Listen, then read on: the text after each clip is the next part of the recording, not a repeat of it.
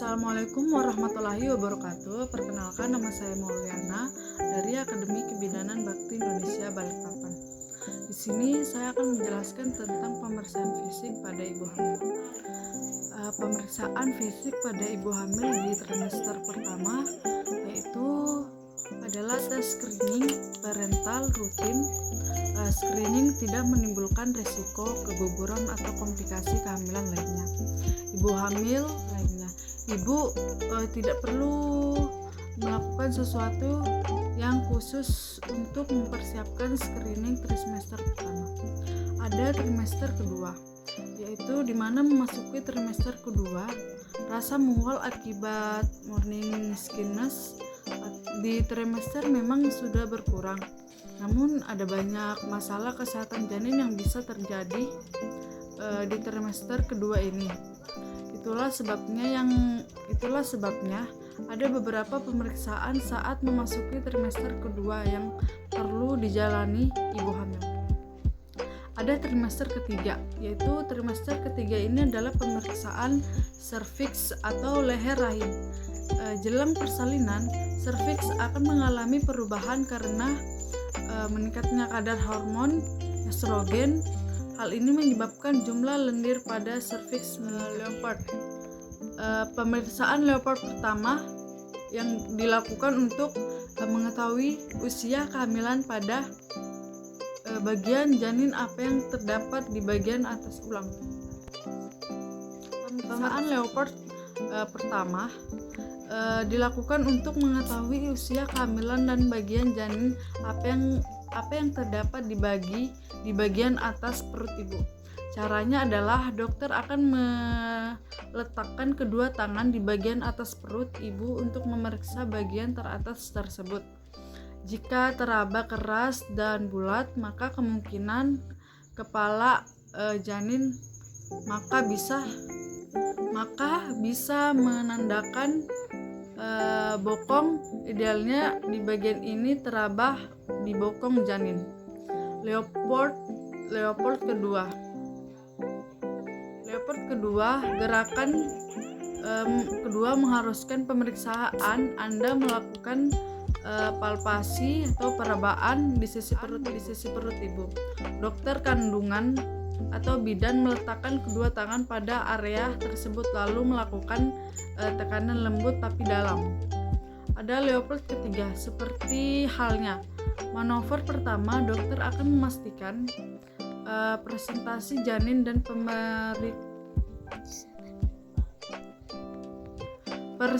presentasi janin atau pemerkiraan posisinya.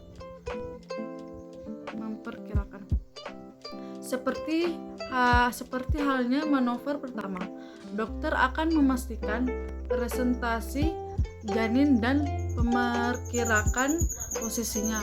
Leopard ketiga ini bertujuan untuk memastikan bagian tubuh janin di bawah rahim, apakah kepala, bokong, atau tungkai. Normanya bagian terbawah ini adalah kepala akan tetapi bagian ini juga bisa merupakan kaki, pundak maupun bokong. Jika hal ini terjadi maka janin berisiko sungsang. Leopard keempat, pemeriksaan dilakukan dengan meraba di bagian bawah perut. Tujuannya yaitu gerakan ini adalah menentukan apakah janin suatu berada pada jalan lahir dengan memasuk ke dalam panggul ibu atau belum. Apakah sudah masuk hingga rongga panggul? Biasanya kepala janin proses persalinan dalam waktu dekat. Ada pemeriksaan bagaimana cara mengukur. Yang pertama ada tekanan darah, yaitu duduk dengan tenang pada kursi yang memiliki penyangga punggung, telapak kaki rata di lantai. Bagaimana kita cara mengukur tekanan darah? Yang pertama, duduk dengan tenang pada kursi yang memiliki penyangga punggung, telapak kaki rata di lantai selama 5 menit sebelum mengukur. Lengan atas harus terbuka. Saat mengukur, lengan dengan manset harus ditopeng pada permukaan yang keras setinggi jantung. Sebelum pengukuran, seseorang tidak boleh stres, panik, atau cemas. Tekanan darah normal biasanya diukur di rumah di bawah 130/80 mmHg dan pengukuran di klinik di bawah 140/90. Manset harus selalu diletakkan langsung di kulit, dibuka di atas baju. Awasi monitor aneroid dengan tingkat tekanan menjadi sekitar 30 mmHg dari tekanan darah normal atau hingga 180. Hal ini tidak diketahui. Saat manset mengembang, letakkan stetoskop di tempat di dalam lipatan siku di bawah manset. Perlahan-lahan kepiskan balon dan dengarkan melalui stetoskop. Ketika diketukan pertama kali terdengar, perhatikan nomor pada monitor aneroid ini adalah tekanan sistolik. Lanjutkan mendengar sampai suara detak jantung yang stabil berhenti dan catat nomor dari monitor aneroid lagi. Ini adalah tekanan di asystolik. 2 angka ini adalah pembacaan tekanan darah, yaitu menganalisis hasil pemeriksaan. Tekanan darah normal bila perubahan tekanan darah sebelum hamil berisiko 10 mmHg. Tekanan darah tinggi sistol 140 mmHg, distol 100 mmHg. Tekanan darah rendah yaitu sistol 90 mmHg.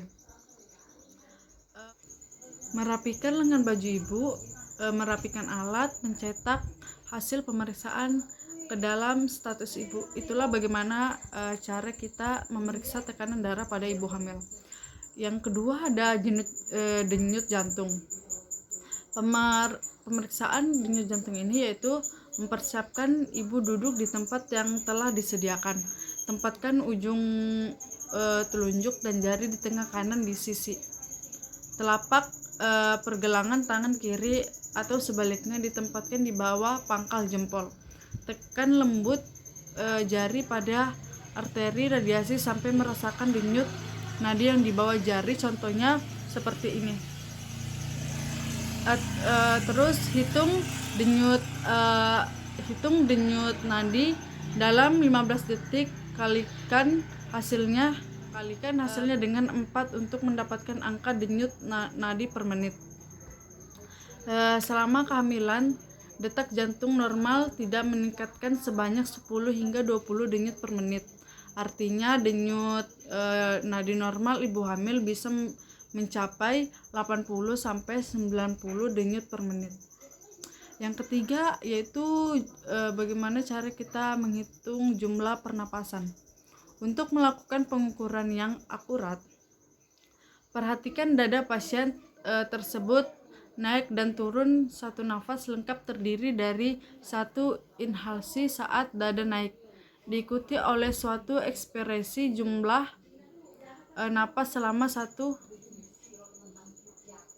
menit penuh. Hitunglah beberapa kali pasien tersebut naik dan turun selama 1 menit. Jangan mengatakan kepada pasien tersebut bahwa akan mengukur napasnya. Tingkat pernapasan mungkin akan berubah tanpa disadarinya. Yang keempat yaitu cara mengukur lingkar lengan atas. Pengukuran dilakukan pada lengan tangan yang lebih tidak dominan antara kanan atau kiri. Contohnya, jika terbiasa beraktivitas dengan tangan kanan, maka pengukuran lingkar lengan akan dilakukan pada lengan kiri. Tujuannya untuk memastikan bahwa ukuran lingkar lengan atas bukan karena tumbuhan lemak, melainkan pemeriksaan otak karena aktivitas. Tekuk lengan sehingga tangan berbentuk siku. Kemudian cari titik tengah dari tulang bahu hingga siku. Mengukur lingkar lengan atas akan dilakukan di area tersebut. Lingkarkan pita di titik di titik tengah antara tulang bahu dan siku. Jangan terlalu ketat atau terlalu longgar. Ukuran lingkar lengan atas akan terlihat di pita meteran. Yang kelima, atas akan terlihat di pita meteran. Yang kelima adalah tinggi viridus uteri. Dokter atau bidan menjelaskan secara rinci tahap pemeriksaan yang akan dilakukan dan meminta persetujuan Anda. Anda akan ditempatkan di tempat tidur pemeriksaan dengan posisi setengah bersandar. Setelah itu, dokter atau bidan akan memastikan bahwa Anda sedang dalam keadaan rileks atau tidak sedang kontraksi. Dokter atau bidan akan meraba area perut dan sekitarnya untuk menentukan titik pengukuran yang tepat. Lalu dengan menggunakan meteran yang fleksibel, dokter atau bidan akan mengukur jarak antara rahim bagian atas hingga ke atas tulang pubis. Meteran harus diletakkan hingga menyentuh kulit. Pengukuran hanya dilakukan 1 kali untuk menghindari bias. Setelah itu dokter atau bidan akan mencatat hasil pengukuran di rekan medis. Terima kasih, itulah yang bisa saya sampaikan. Kurang dan lebihnya saya mohon maaf. Wassalamualaikum warahmatullahi wabarakatuh.